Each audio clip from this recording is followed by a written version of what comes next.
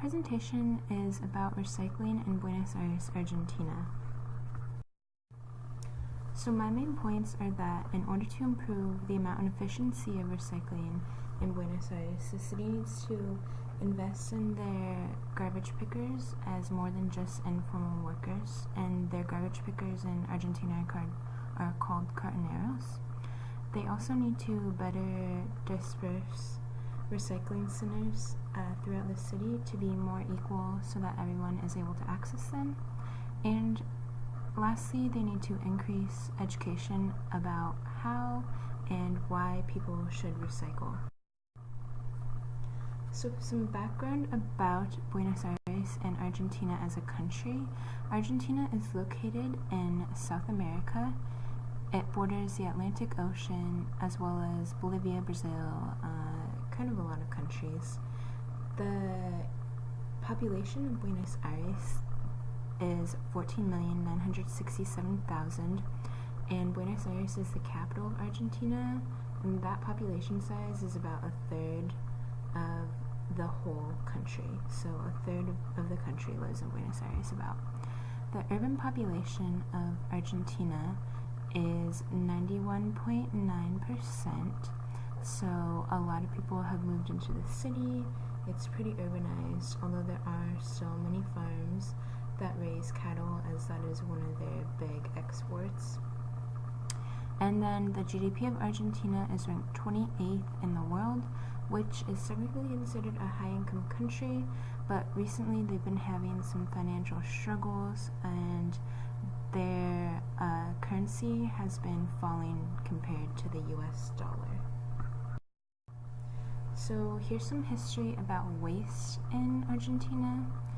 In the 19th century, waste was pretty much a private citizen concern, so it was kind of each individual figures out what they want to do with their own waste, what to do with it.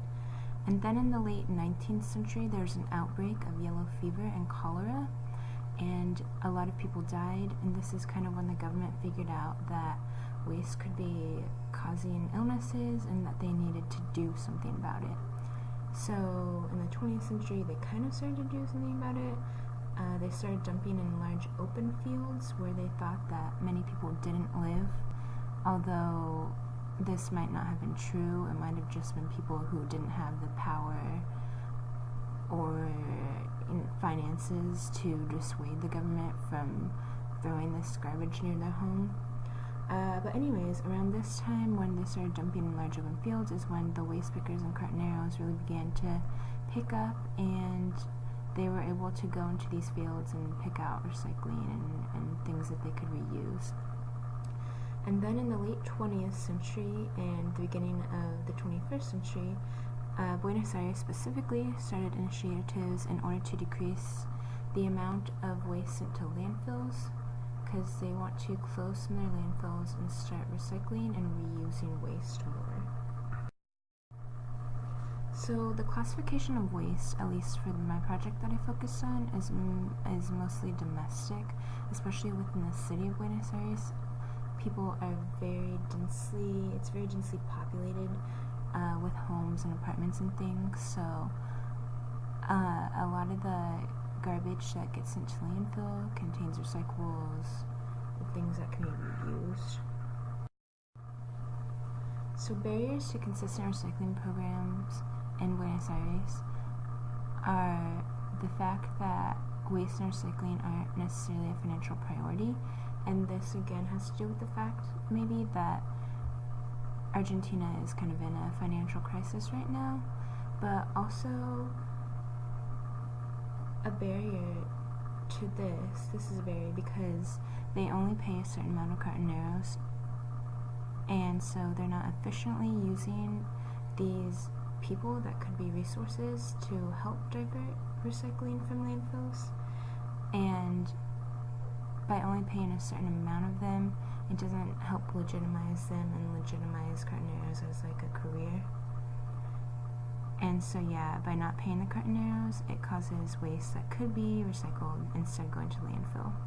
And then also with the not making it a financial priority, there's not a sufficient amount of recycling centers placed throughout the city, and these recycling centers are places where people can go called puntos verdes where they can drop off their recycling, because otherwise they just have a giant dumpster outside of their apartment or home, usually on the street somewhere, and there's not usually a place to recycle next to that, so they have to find one of these recycling centers located within a park or a plaza, and that's where they leave their recycling. And then also another barrier to consistent recycling is the lack of widespread information about what can be recycled and where to recycle. So again, there are these puntos verdes where they give a lot of information about what to recycle and things, but they're only located in specific parks throughout the city. So if somebody doesn't know where this punto verde is located, then they're not going to be able to drop off their recycling.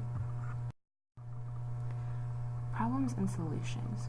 So one problem that this project is focused on is the lack of access to places to recycle, kind of like I talked about on the last slide. That is why a large amount of recyclable waste is sent to landfill. So these puntos verdes there are quite a few of them throughout the city, but when you look at the disbursement, there's quite a few located within the better off neighborhoods, and so they're not evenly distributed throughout the city, which does not give everyone a fair chance to be able to recycle. And then how can the city increase the amount of recycling? They can increase the funding, kind of like how I talked before. And so if they increase funding for recycling, diverting waste, they can hire more cartoneros, which will help them to be able to more efficiently pull recycling from waste.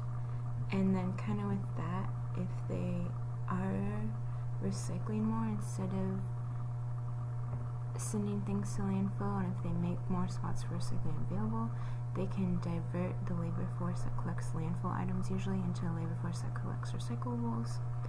And also along with that is increasing collection spots for recyclables, maybe even putting them on streets next to garbage cans, which might be pretty expensive, but at least putting them more evenly and more frequently throughout the city would be more useful for increasing the amount of recycling.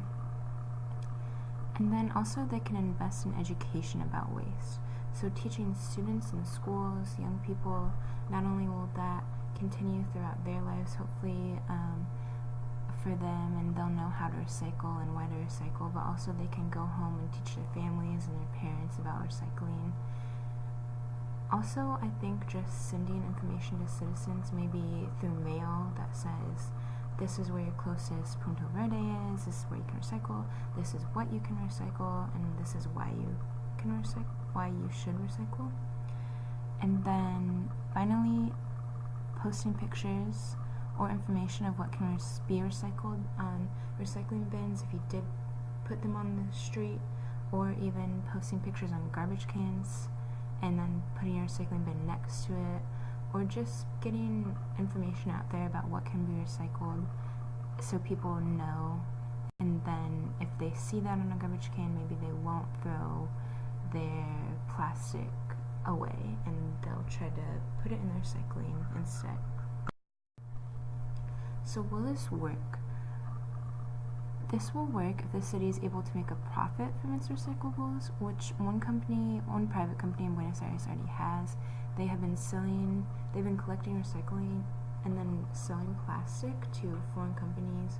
For example, one was in China, and they sold this plastic to a company in China who is then making clothes out of it. So if the city was able to come up with a contract like that, they might be able to make a profit off of it. And this will also work if citizens are able to participate. If people start recycling, it will become a habit and just a way of life if it's easily accessible and it's pushed pretty hard. So the future of waste throughout Buenos Aires, I think the goals of the city are to close landfills. So hopefully they will be able to do that. And then, as we talked about in this class, it's not just about recycling of waste, but reducing and reusing before we even recycle. So hopefully citizens can start to reduce, reuse, and then recycle. And then also an increase of cartoneros as part of the workforce. So hopefully the city is able to officially hire more of them, and that will hopefully help to improve the view of cartoneros within the minds of other people, and hopefully it will not be looked down upon. That was my presentation. Thank you for listening. Oh, my sources too. Okay, now thank you.